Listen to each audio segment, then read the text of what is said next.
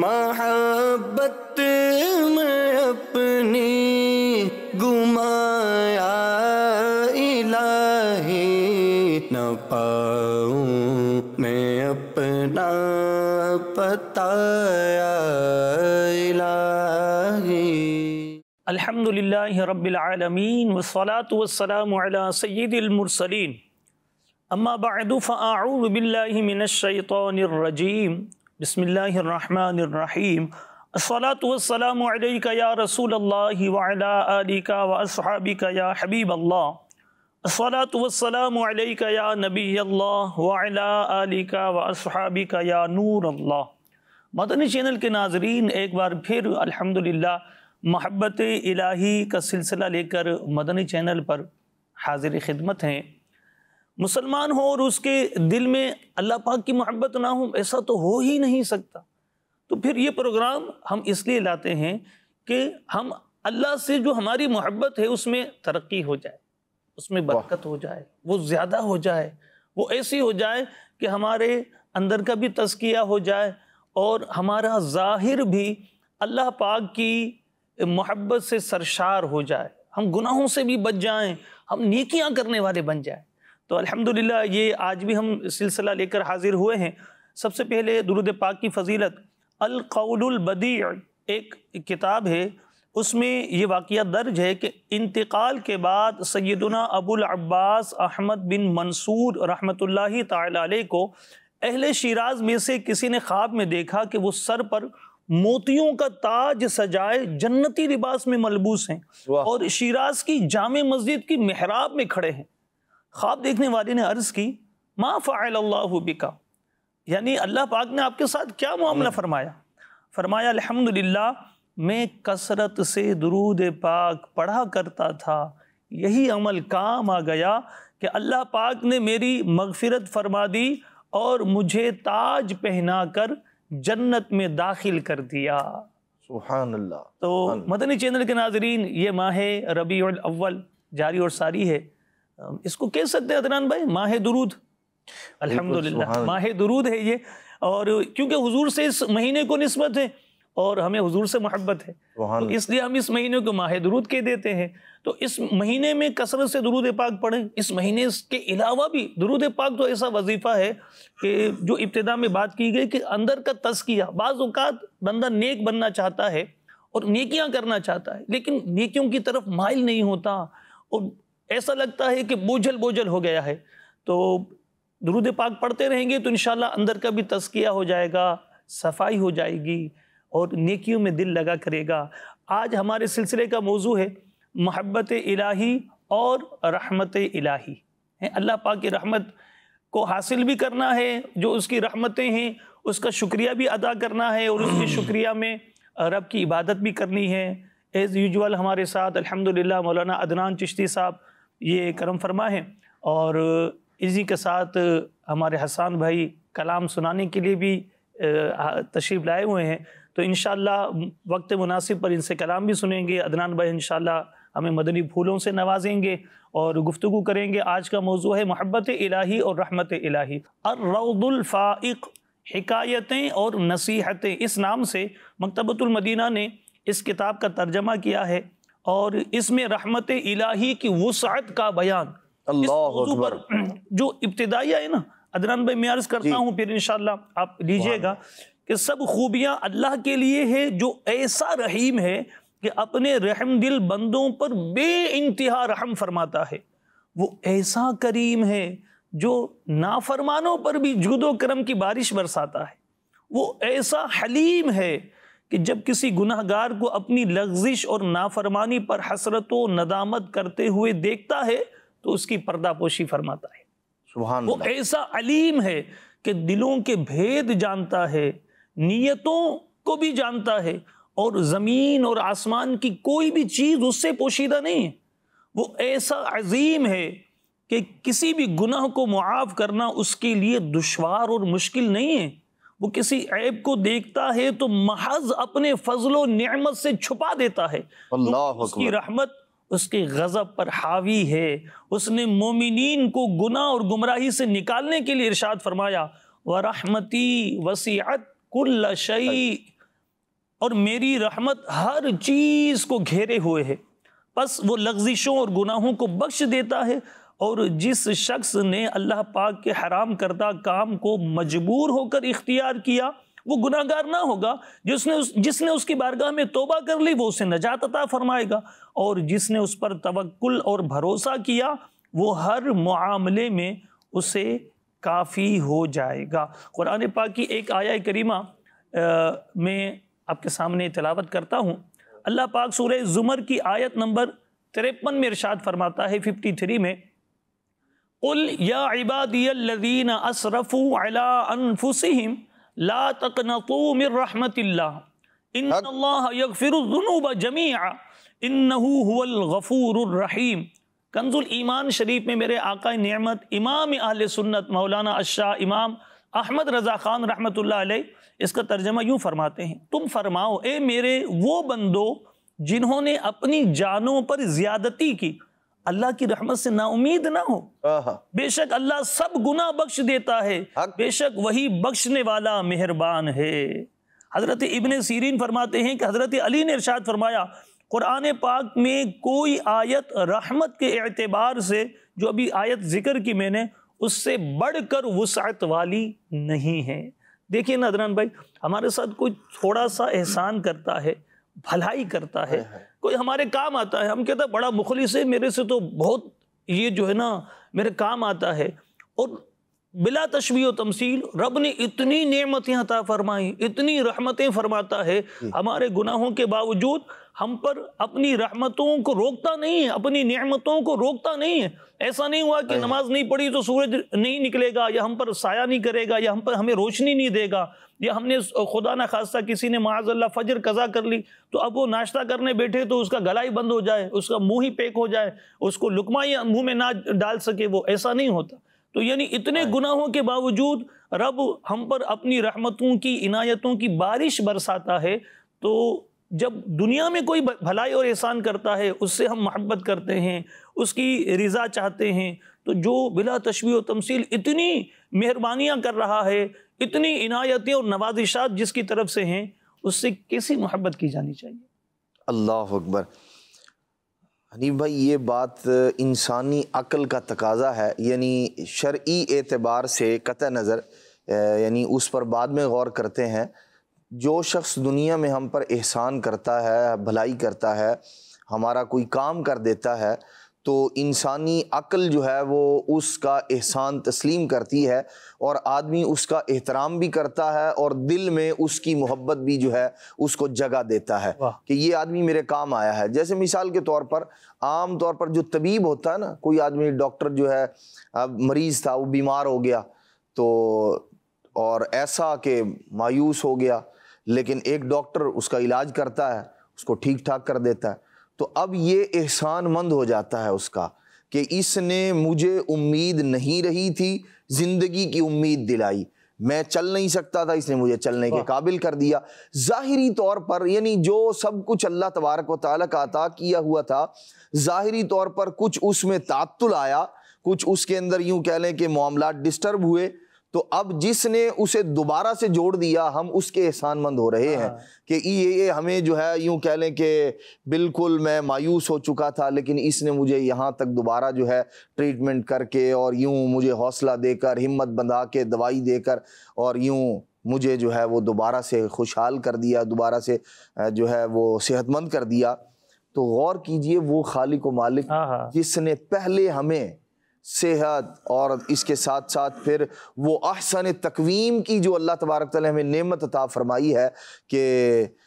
خوبصورت بنایا بھی اور یوں کہہ لیں ہر طرح کی نعمتوں سے نوازا بھی، تو اس کی ذات کس قدر حقدار ہے اس بات کی کہ اس سے محبت کی جائے۔ یقیناً انسانی عقل کا تقاضا بھی ہے اور شریعت کا تقاضا بھی ہے کہ ایسے خالق و مالک سے محبت کی جائے۔ ایک تو احسانات کی طرف جب بندہ نظر دوڑائے تو اس صورت میں بھی بندے کا وجود ہی سارے کا سارا وہ اللہ تبارک تعالیٰ کے احسانات کے تلے دبا ہوا ہے۔ یعنی ہم دنیا میں جو سانس لے رہے ہیں، حتیٰ کہ ہمارا جو وجود ہے، یہ بھی اللہ تبارک تعالیٰ کے احسان ہی کے مرہون منت ہے۔ اور پھر اس پر آپ دیکھیے کہ اس نے محض ہمیں انسان نہیں بنایا، بہت سارے انسان ہیں، لیکن بعض انسان وہ بھی ہیں جن کے بارے میں اللہ کریم ارشاد فرماتا اولئک کالانعام بل ہم اضل، ارشاد فرمایا وہ چوپایوں سے بھی بدتر ہیں، لیکن جنہیں ایمان کی دولت عطا فرمائی، فرمایا وَلِلَّهِ الْعِزَّةُ وَلِرَسُولِهِ وَلِلْمُؤْمِنِينَ، ارشاد فرمایا وہ اللہ کی بارگاہ میں عزت والے ہیں، یعنی ہمیں تخلیق بھی فرمایا، وجود بھی بخشا، اور پھر ایسا بنایا ایمان کی دولت دے کے کہ جو اس کی بارگاہ میں عزت والے ہیں، جو اس کی بارگاہ میں مقام و مرتبے والے ہیں، مسلمان ہونے کی وجہ سے، ایمان ہونے کی وجہ سے، اور پھر اس کے بعد بھی ایمان بھی، اور پھر دیگر انبیاء کرام علیہ السلام کے امتی بھی ہیں جو صاحبان ایمان تھے، جو صاحب ایمان تھے، لیکن اللہ تبارک و تعالی نے ہمیں اپنے آخری نبی صلی اللہ تعالیٰ علیہ وآلہ وسلم اپنے محبوب کا امتی بنایا۔ یہ اتنا بڑا احسان ہے، اتنا بڑا احسان ہے اللہ تبارک و تعالیٰ کا، اس کو ہم یوں سمجھ سکتے ہیں کہ یہ کتنا بڑا شرف ہے جس کو پانے کے لیے اللہ تبارک و تعالیٰ کے انبیاء اس کی بارگاہ میں دعائیں کرتے رہے کہ مولا یا تو یہ امت ہمیں عطا کر دے، جیسے موسیٰ علیہ السلام نے دعا کی کہ مولا یہ جس کے یہ اوصاف ہیں تو وہ امت مجھے عطا کر دے۔ اللہ کریم نے ارشاد فرمایا کہ وہ تو میں نے اپنے آخری نبی علیہ السلام کو عطا فرمانی ہے، تو کہا کہ یا اللہ پھر مجھے اس امت میں سے بنا دے۔ تو یہ کتنا بڑا شرف ہے اور کتنا بڑا احسان ہے یقیناً اللہ تبارک و تعالیٰ کا ہم پر۔ ہمیں چاہیے کہ ہم اس احسان کے شکر میں اس خالق، اس مالک کے احسان مند بھی ہوں، اس کا شکر بھی ادا کریں، اور اس ذات کے ساتھ اپنی جو محبت ہے اس کو مزید بڑھائیں کہ جس نے اتنا فضل فرمایا، اتنا کرم فرمایا کہ اپنا محبوب ہمیں عطا فرمایا، نبی پاک علیہ السلام کو ہم میں بھیجا، اور پھر ہمیں ان کی اطاعت، فرما برداری، ایمان کی توفیق بھی عطا فرمائی۔ یہ وہ احسان ہے دنیا جہان کے اندر۔ آپ دیکھیے اگر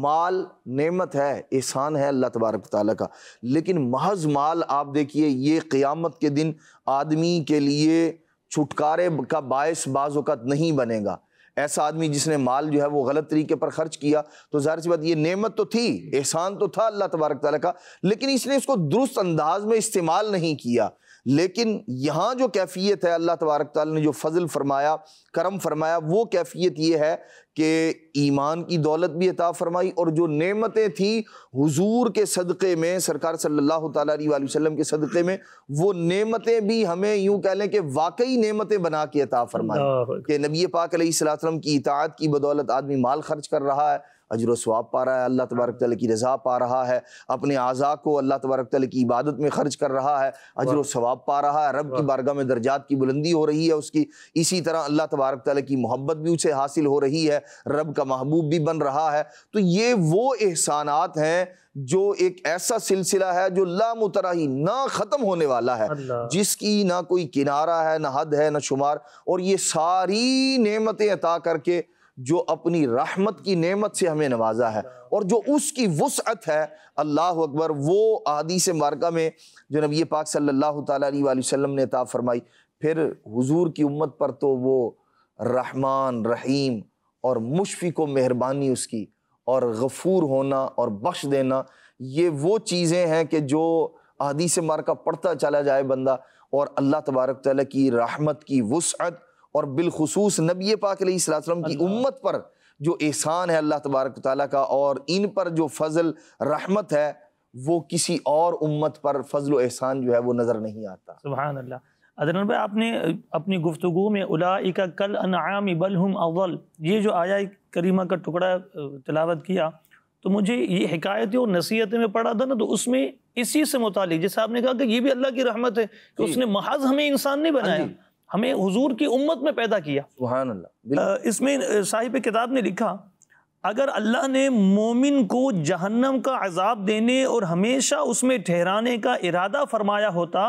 تو اپنی معرفت و توحید کبھی اس کے دل میں نہ ڈالتا۔ سبحان اللہ۔ یعنی یہ اتنی بڑی بات ہے کہ واقعی اللہ نے اپنے محبوب علیہ الصلوۃ والسلام کی امت میں ہمیں پیدا کیا۔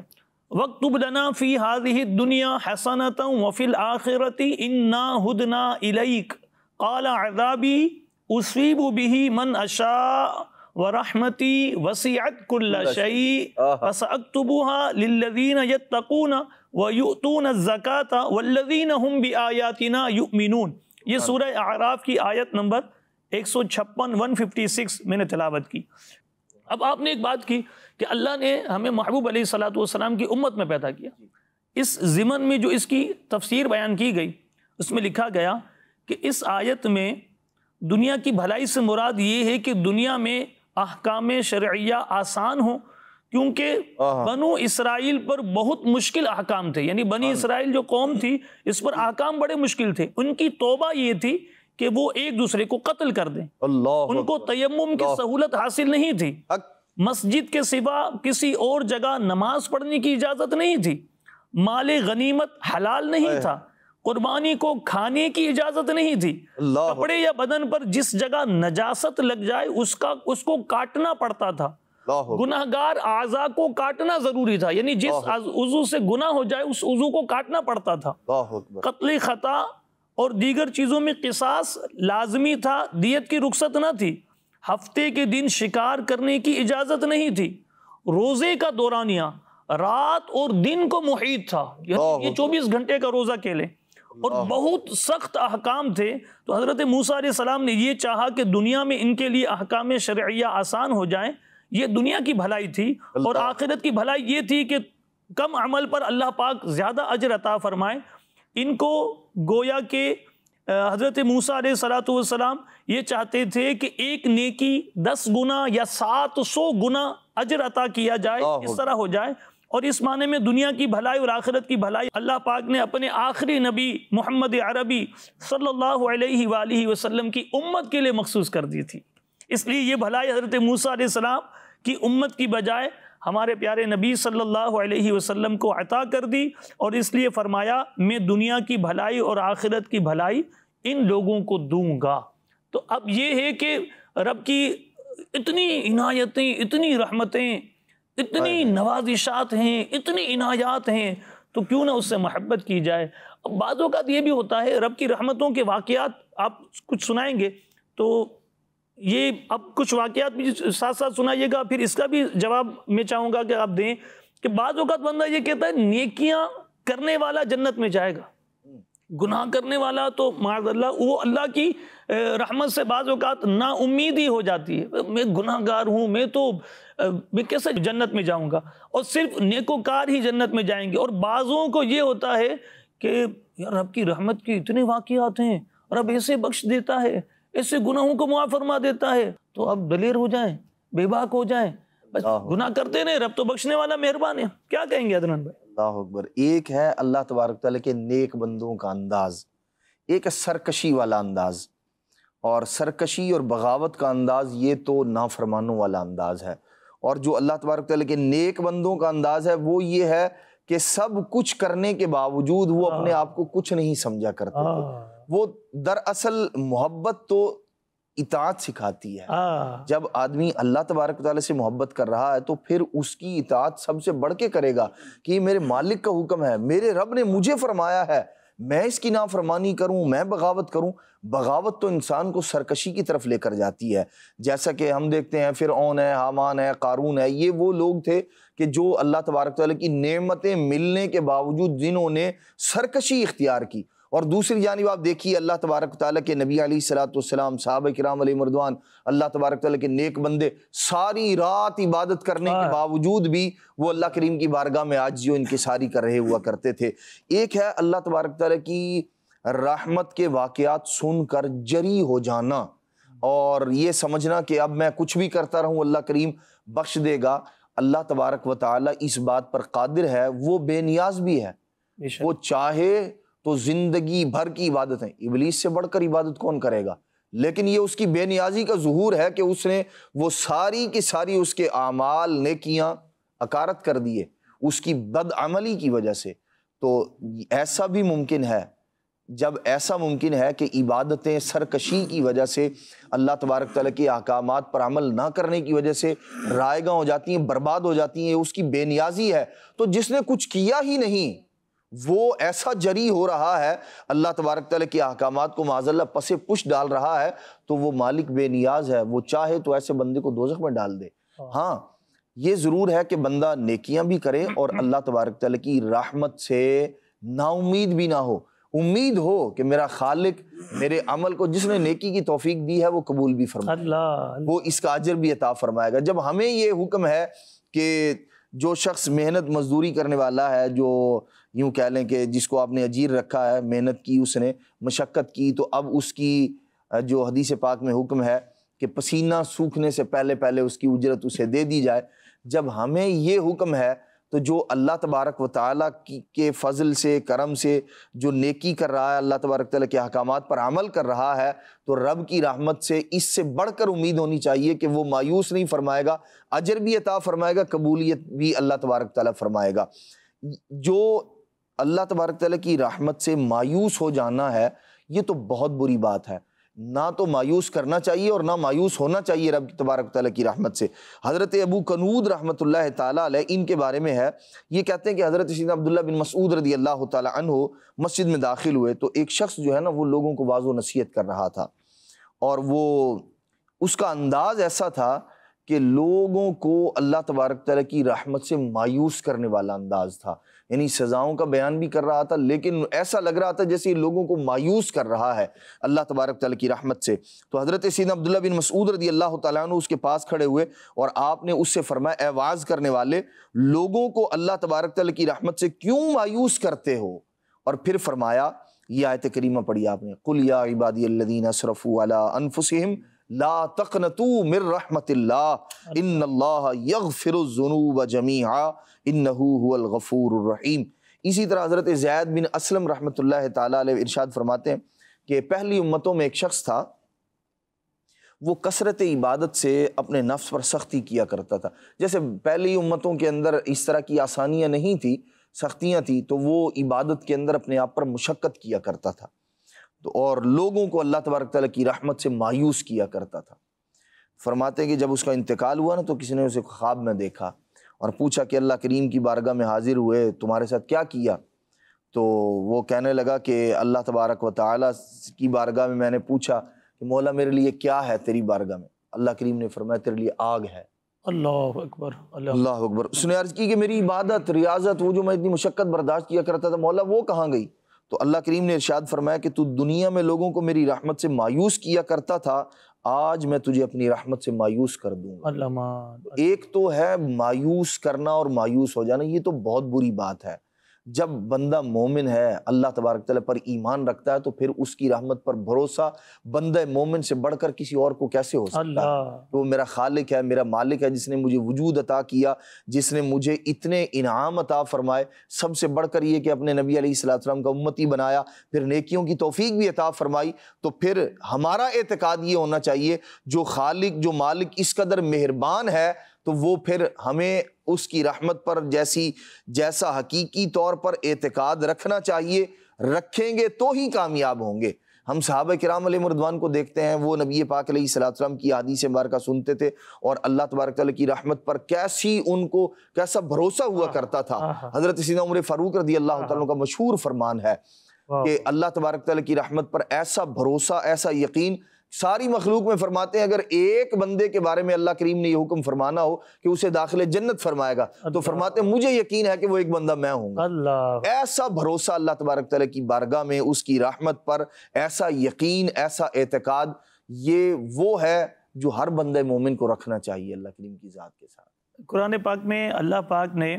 سورہ مؤمنون کی آیت نمبر 60 میں ارشاد فرمایا، والذین یؤتون ما آتوا وقلوبہم وجیلۃ انہم الی ربہم راجعون۔ سبحان اللہ۔ اور وہ جنہوں نے جو کچھ دیا وہ اس حال میں دیتے ہیں کہ ان کے دل اس بات سے ڈر رہے ہیں کہ وہ اپنے رب کی طرف لوٹنے والے ہیں۔ اس کی تفسیر میں سراۃ الجنان میں ترمذی شریف کے ایک حدیث شریف لکھی ہوئی ہے، ام المؤمنین سیدہ عائشہ صدیقہ رضی اللہ تعالی عنہا نے اللہ کے رسول صلی اللہ علیہ وآلہ وسلم سے پوچھا،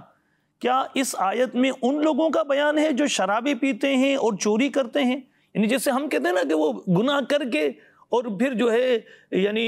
بے باک ہو جاتے ہیں۔ ارشاد فرمایا میرے آقا صلی اللہ علیہ وسلم نے، اے صدیق کی بیٹی ایسا نہیں، اس آیت میں ان لوگوں کا بیان ہے جو روزہ رکھتے ہیں، نمازیں پڑھتے ہیں، صدقہ دیتے ہیں اور ڈرتے رہتے ہیں کہ کہیں یہ اعمال نامقبول نہ ہو جائیں۔ تو ایک تو یہ پتہ چلا کہ اللہ کی رحمت سے نا امیدی نہیں ہونی چاہیے، مایوسی نہیں ہونی چاہیے، اللہ پاک رحمت فرمائے گا ہی فرمائے گا انشاءاللہ الکریم۔ اور اسی کے ساتھ ساتھ یہ بھی ہونا چاہیے عدنان بھائی کہ اللہ کی رحمت پر بھروسہ کر کے گناہوں کی طرف آدمی جاتا ہے کہ وہ تو بخشنے والا مہربان ہے، جبکہ وہ خود عقل رکھنے والا بندہ اس چیز کو سمجھتا ہے، جیسے علماء نے بھی بیان کیا کہ قرآن پاک میں اللہ نے فرمایا وَمَا مِن دَابَّةٍ فِي الْأَرْضِ إِلَّا عَلَى اللَّهِ رِزْقُهَا، کہ سب کے رزق کا ذمہ اللہ نے اپنے ذمہ کرم پر لیا ہے، سب کو روزی دے گا، سب کو رزق عطا فرمائے گا۔ لیکن ہم میں سے کوئی بھی ایسا نہیں کہ جو یہ کہے کہ میں گھر میں بیٹھا رہتا ہوں، کھانا پینا تو مل ہی جانا ہے کیونکہ رب نے تو وعدہ کیا ہے، جب اس کا وعدہ تو سچا ہی سچا ہے، تو اب مجھے گھر بیٹھ جاتا ہوں کھانا پینا مل جائے گا۔ لیکن گناہوں کے معاملے میں ایسا دلیر ہے، بخشنے والا مہربان ہے، گناہ کرتا ہے، جبکہ اللہ نے یعنی قرآن پاک میں متعدد آیتیں ہیں کہ جس میں یہ ذکر کیا گیا، جس کو آپ نے بھی بیان کیا کہ کچھ لوگ ہیں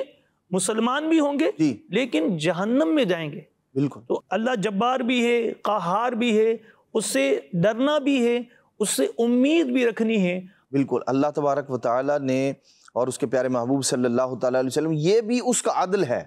یہ بھی اس کا عدل ہے کہ آدمی جو ہے گناہ کر رہا ہے، بلکہ عدل کے ساتھ ساتھ بھی فضل ہے۔ اگر بندہ غور کرے تو جیسے حدیث مبارکہ میں نبی پاک صلی اللہ تعالیٰ علیہ وسلم نے ارشاد فرمایا کہ جو مسلمان ہے، مومن ہے، وہ اپنے گناہوں کی سزا کے پورا ہونے سے پہلے دوزخ سے نکال لیا جائے گا۔ یعنی وہ یوں کہہ لیں کہ یہاں ڈالنا بھی، جیسے وہ حضرت جنید بغدادی رحمۃ اللہ تعالی کا واقعہ ہے کہ وہ آپ نے ایک بچے کو دیکھا کہ وہ کیچڑ کے اندر لت پت ہو گیا ہے اور جسم میں اس پر سب کیچڑ لگی ہوئی ہے، تو فرماتے ہیں کہ اس کی والدہ دوڑی دوڑی آئی اور اس نے اس کو تھپڑ لگایا اور پھر اس کے بعد نہلا کے اس کو صاف ستھرا کر دیا، اجلا کر دیا۔ حضرت جنید بغدادی رحمۃ اللہ تعالی نے دیکھا اور رونے لگ گئے، آنسو بہانے لگ گئے۔ کسی نے پوچھا کہ حضرت کیا یہ آپ مطلب اس معاملے پر آپ کیوں آنسو بہا رہے ہیں؟ تو آپ نے ارشاد فرمایا کہ یہ بچہ وہ کیچڑ کے اندر لت پت ہو گیا، اس کے جسم پر کیچڑ لگ گئی، اس کی ماں اس سے کتنی محبت کرتی ہے، اس نے اسے سزا بھی دی لیکن اسے صاف بھی کر دیا، اسے پھر سے اجلا کر دیا۔ فرماتے ہیں کہ آدمی بھول جاتا ہے، گناہ کرتا ہے، رب کی نافرمانیاں کرتا ہے، یہ رب کا فضل ہے، وہ اپنے بندوں سے محبت فرماتا ہے، سزا دے کر بعض اوقات دنیا میں بندے کو اجلا اور ستھرا کر دیتا ہے، پاک و صاف کر دیتا ہے بعض اوقات۔ تو یہ اللہ تبارک تعالیٰ کی رحمت ہے، اور جب ہم اللہ تبارک تعالیٰ کی رحمت جو بالخصوص دنیا کے اندر جو رحمت ہے وہ تو یوں کہہ لیں جو آخرت میں رحمت ہے اس کے مقابلے میں بہت کم ہے، اس کے باوجود ہم دنیا کے اندر رحمت کے نظارے دیکھتے ہیں، جو آخرت میں اللہ تبارک و تعالیٰ کی رحمت ہے اس کا ظہور جب ہوگا، اللہ اکبر، وہ دیکھنے والا ہوگا، وہ ایسا رحمت کا دریا اللہ کریم کا بہہ رہا ہوگا کہ کسی کو حکم ہوگا کہ دوزخ میں جاؤ، دو شخصوں سے کہا جائے گا، دو آدمیوں سے کہا جائے گا دوزخ میں جاؤ، ایک جو ہے وہ تیزی سے جا رہا ہوگا اور دوسرا جو ہے وہ آہستہ آہستہ جا رہا ہوگا، ٹھہر ٹھہر کر، رک رک کر، کبھی مڑتا ہوگا، دیکھتا ہوگا اور پھر چل پڑتا ہوگا، دونوں کو واپس لانے کا حکم ہوگا۔ اللہ کریم فرمائے گا کہ تمہیں حکم دیا گیا دوزخ میں جانے کا، تو آہستہ آہستہ کیوں جا رہا تھا؟ وہ کہے گا مولا میں تیری رحمت کے آسرے پر تھا، ہو سکتا ہے ابھی حکم فرمائے، واپس بلائے اور مجھے داخل جنت کر دیا جائے۔ تو اور دوسرے سے پوچھا جائے گا تو کیوں دوڑ کے جا رہا تھا، جلدی کر رہا تھا؟ مولا ساری زندگی نافرمانیاں کرتا رہا، ابھی تو نے حکم ارشاد فرمایا، چاہا کہ فوراً تیرے حکم پر عمل کرو، بے نیاز رحمت ہے اس کی، ارشاد فرمائے گا دونوں کو بخش دیا، دونوں کو داخل جنت کر دیا۔ تو اللہ تبارک و تعالیٰ کی رحمت اس قدر وسیع ہے اور وہ چاہتا بھی ہے کہ ہم جو اللہ تبارک تعالیٰ کی رحمت ہے اس پر اعتقاد بھی رکھیں، بھروسہ بھی رکھیں، اور پھر اسی اعتبار سے یعنی یہ جو انداز ہے عبادت کے ساتھ رب کی رحمت پر نظر، یہ نبی پاک علیہ السلام کے غلاموں والا انداز ہے، یہ اللہ کے نیک بندوں والا انداز ہے۔ وہ ساری رات عبادت بھی کرتے تھے اور پھر اس کے بعد وہ کیا کہتے تھے، جنت میں داخلہ جو ہے نا وہ رب کی رحمت سے ہی ہوگا، اپنے اعمال پر بھروسہ نہیں، یعنی وہ بھروسہ یوں کہ بس میں نے نیکیاں کر لی سو میں تو اب جنت میں ہی جاؤں گا، ایسا نہیں ہے۔ بلکہ مفتی احمد خان نیمی رحمۃ اللہ تعالی نے لکھا، فرماتے ہیں کہ جنت جو ہے نا وہ رب کی رحمت سے ہی ملے گی، جنت میں جو آدمی جائے گا وہ رب کے فضل اور رحمت سے ہی جائے گا۔ ہاں جو جنت میں درجات کی بلندی ہے نا، یہ بندے کے اعمال کی وجہ سے ہوگی، جس کے اعمال جیسے ہوں گے اس کو اتنی بلندی عطا کی جائے گی، اور داخلہ جو ہے وہ محض فضل سے ہوگا، رحمت سے ہوگا۔ تو یہ اعمال بھی کرے، نیکیاں بھی کرے، اور ساتھ ساتھ رب کی رحمت اور فضل پر نگاہ بھی رکھے اور اس پر یقین بھی رکھے۔ اسی قبیل کا ایک واقعہ اور بھی کتابوں میں لکھا گیا، جو آپ نے بیان کیا کہ وہ ایک دوڑ کر جائے گا اور ایک آہستہ آہستہ جائے گا، اسی میں سے یہ کہ ایک نیکی کم ہوگی، وہ اس کو کہا جائے گا کہ جاؤ کہیں سے نیکی لے کر آؤ، تو وہ دوڑتا دوڑتا جائے گا۔ یوم یفر المرء من اخیہ وامہ وابیہ وصاحبتہ وبنیہ لکل امرئ منہم یومئذ شأن یغنیہ، یعنی قرآن فرماتا ہے کہ اس دن تو جو ہے وہ ہر شخص جو ہے اپنے باپ سے بھاگ رہا ہے، ماں سے بھاگ رہا ہے، ہر ایک کو اپنی پڑی ہے، تو اس نفسا نفسی کے عالم میں وہ جائے گا، اور ایک شخص کسی سے مانگے گا نیکی، تو وہ کہے گا کتنی نیکیوں کی ضرورت ہے؟ کہا ایک نیکی کی، کہ میرے پاس ایک ہی نیکی لے جا۔ وہ ایک نیکی لے کر آئے گا، اور جب دوبارہ پیش کیا جائے گا تو وہ کہے گا کہ مجھے فلاں شخص نے جو نا اپنی نیکی دی ہے، کیوں؟ اس کے پاس ایک ہی تھی، تیرا بھلا ہو جائے، تیرا کام ہو جائے، تو کر لے۔ تو یوں فرمایا جائے گا کہ دونوں اس کا بھی ہاتھ پکڑ اور دونوں داخل جنت ہو جائیں۔ تو یہ رب کی رحمتیں ہیں، اور اس کی رحمت پر ٹک ٹکی باندھے رکھنی چاہیے۔ حضرت سیدنا ابو غالب رحمۃ اللہ علیہ فرماتے ہیں، میں ابو امامہ کے پاس شام کے وقت جایا کرتا تھا۔ ایک دن ان کے پڑوس میں ایک مریض کے پاس گیا،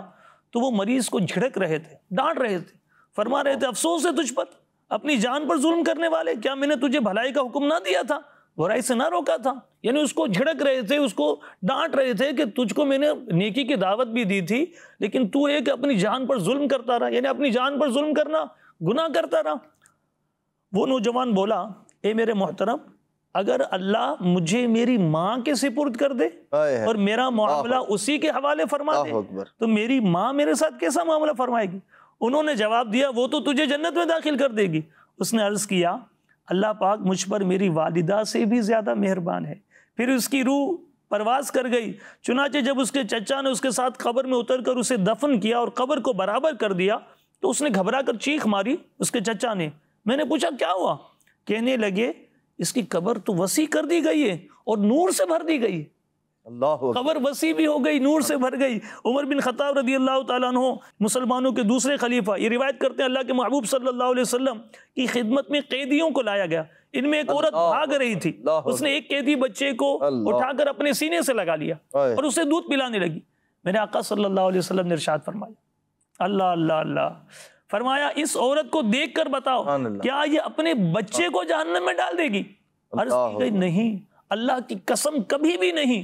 تو میرے آقا صلی اللہ علیہ وآلہ وسلم نے ارشاد فرمایا، اللہ پاک اپنے بندوں پر اس سے کہیں زیادہ رحم و کرم فرماتا ہے جتنی یہ عورت اپنے بچے پر مہربان ہے۔ بچے پر جتنی یہ عورت مہربان ہے، اس سے کہیں بڑھ کر ہمارا رب ہم سے محبت فرماتا ہے اور ہم پر رحمتیں کرتا ہے۔ تو پھر اس رب سے محبت کی جائے، اس رب کی رحمتوں کا شکر ادا کیا جائے۔ اس نے اتنی نعمتیں دی ہیں، پھر بھی ہم نمازیں چھوڑ دیں، پھر بھی ہم گناہوں میں اپنی زندگی کو مصروف رکھیں، اپنے شب و روز گناہوں سے بھرپور رکھیں۔ یہ تو میرے مدنی چینل کے ناظرین ہمیں زیب نہیں دیتا، ہم مسلمان ہیں، اللہ پاک نے ہمیں ایمان کی دولت دی، اللہ کے رسول علیہ الصلوۃ والسلام کا دامن کرم ہمیں عطا فرمایا، اتنی عنایتیں اس کی ہیں، کیوں نہ اس سے محبت کی جائے اور اس کی رحمت پر ٹکٹکی بھی بندی رہے، اس کی رحمت کا آسرا بھی رہے، اور گناہوں سے بچتے ہوئے خوف اور رجا، امید اور خوف کے درمیان زندگی گزارتے ہوئے بندہ، جیسے آپ نے کہا حضرت عمر کا واقعہ سنا ہے آپ نے کہ وہ ایک بندہ جنت میں جائے گا، تو وہ مجھے اللہ کی ذات سے، اللہ کی رحمت سے امید ہے کہ وہ جنت میں داخل ہونے والا میں ہوں گا۔ تو وہ ایسی امید ہو، ایسا یقین ہو، اللہ پاک ہم سب کو عطا فرمائے۔ ہمارے سلسلے میں کلام بھی ہم شامل کرتے ہیں، حسان بھائی موجود ہیں، حسان بھائی آج ہمیں انشاءاللہ الکریم کلام بھی سنائیں گے، اور دعائیہ کلام میں انہوں نے مجھے بتایا تھا، تو دعا بھی کرتے ہیں اللہ پاک یہ جو دعا کریں گے ہم سب کے حق میں قبول فرمائے۔ حاضر تیرے دربار میں ہم اللہ کرم، اللہ کرم، دربار میں ہم اللہ کرم اللہ کرم دیتی ہے صدا یہ چشم نم اللہ کرم اللہ کرم دیتی ہے صدا یہ چشم نم اللہ کرم اللہ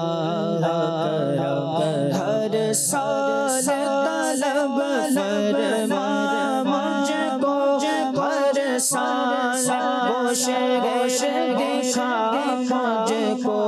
ہر سال طلب فرما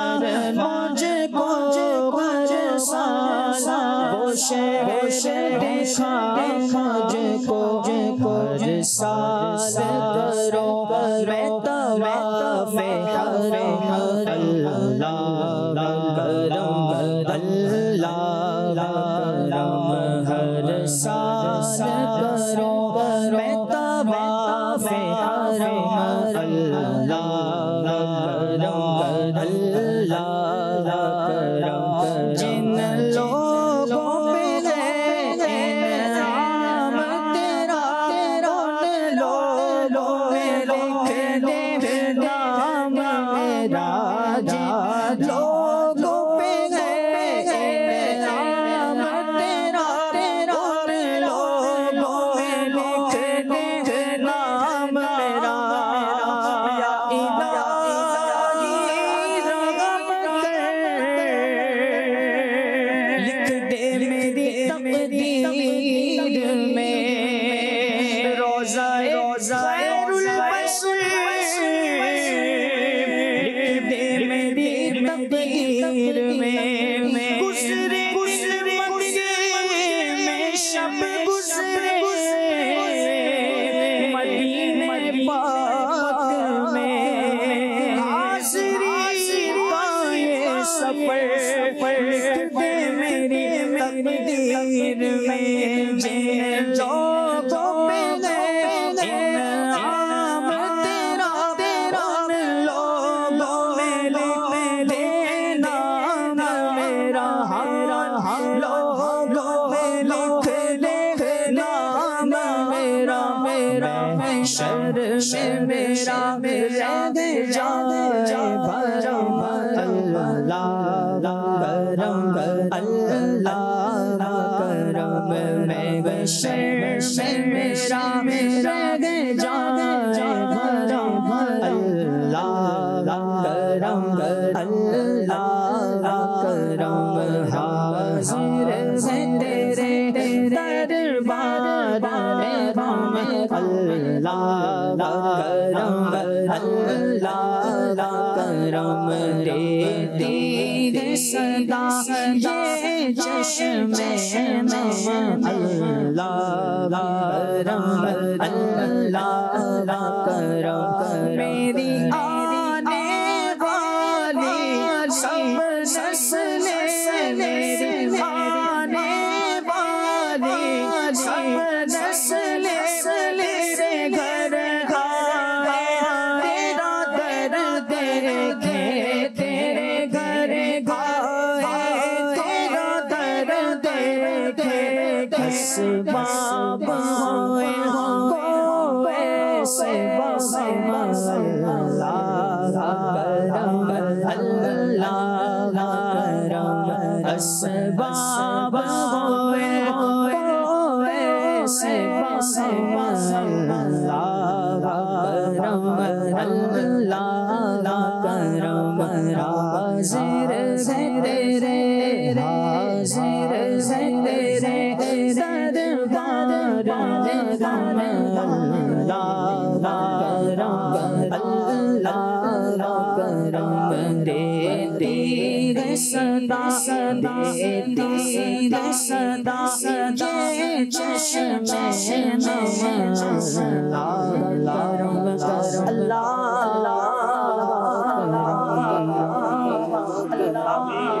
العالمین بجاہ النبی الامین صلی اللہ علیہ وآلہ وسلم۔ مدنی چینل کے ناظرین، سلسلہ محبت الہی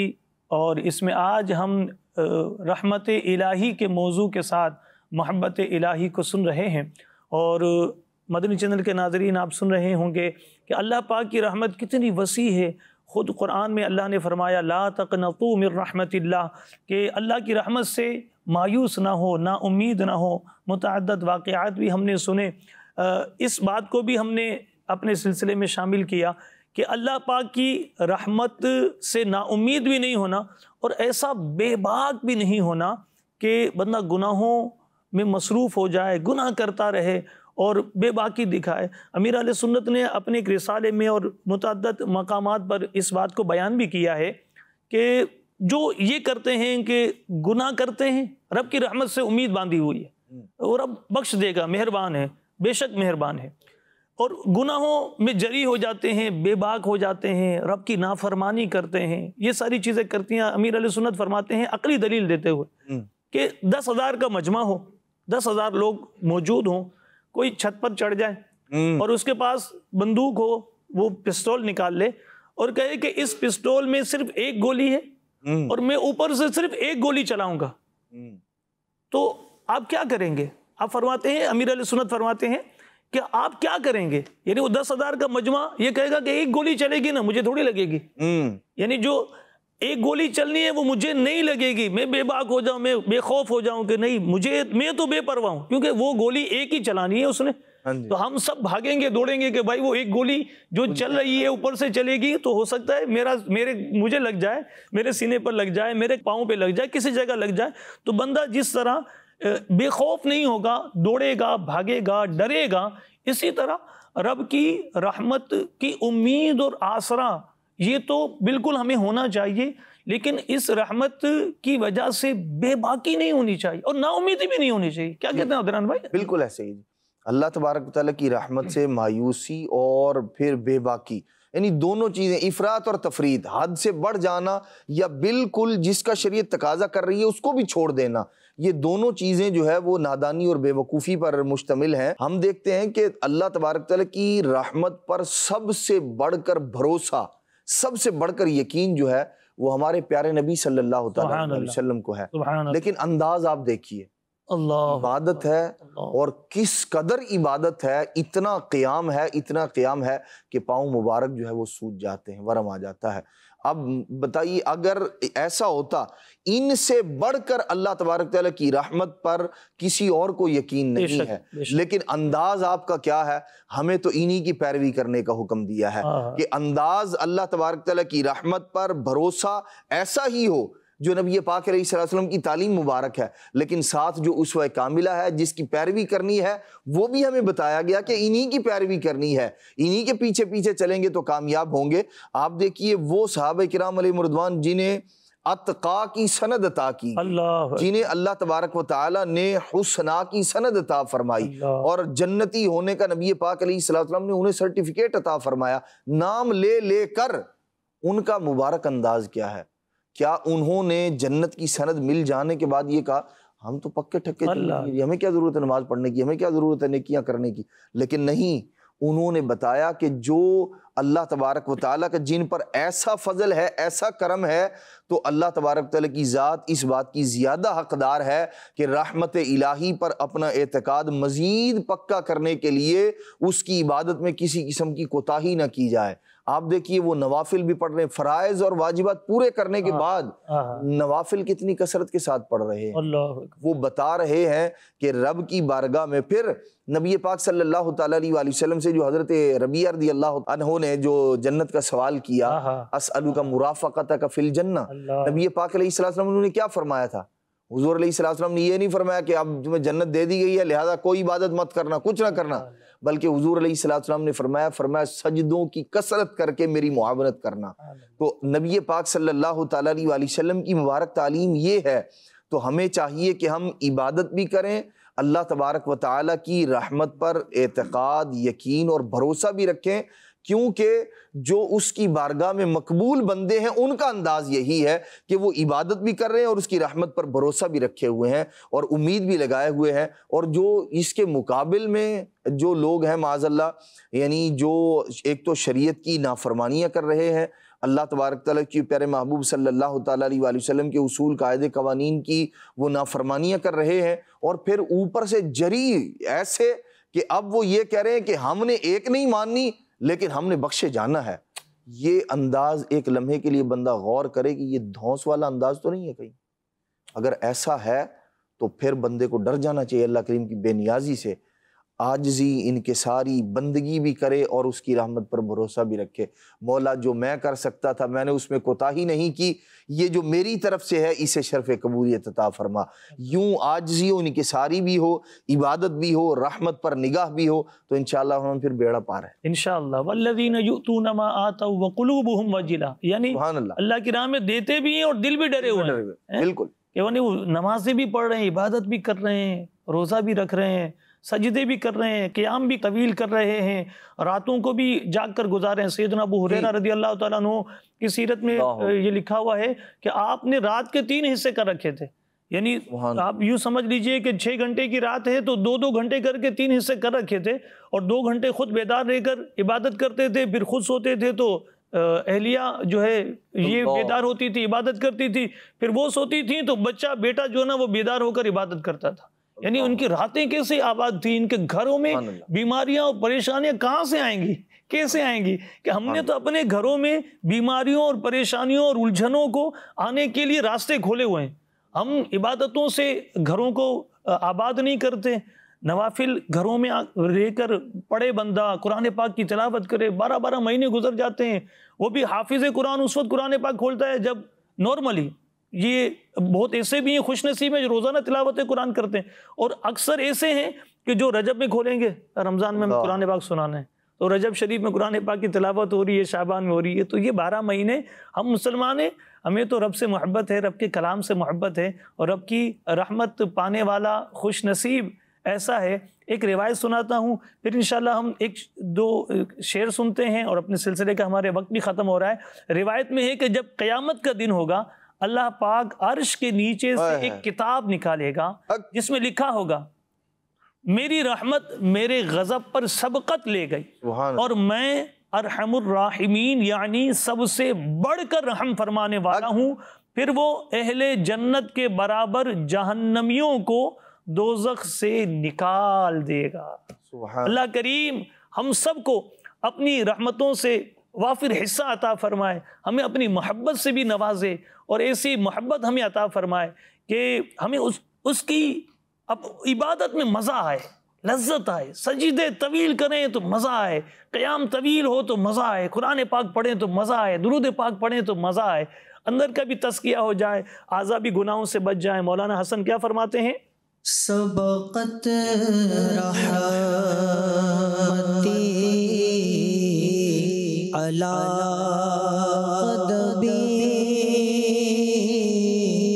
سبقت رحمتی علی قدبی، جب سے تو نے سنا دیا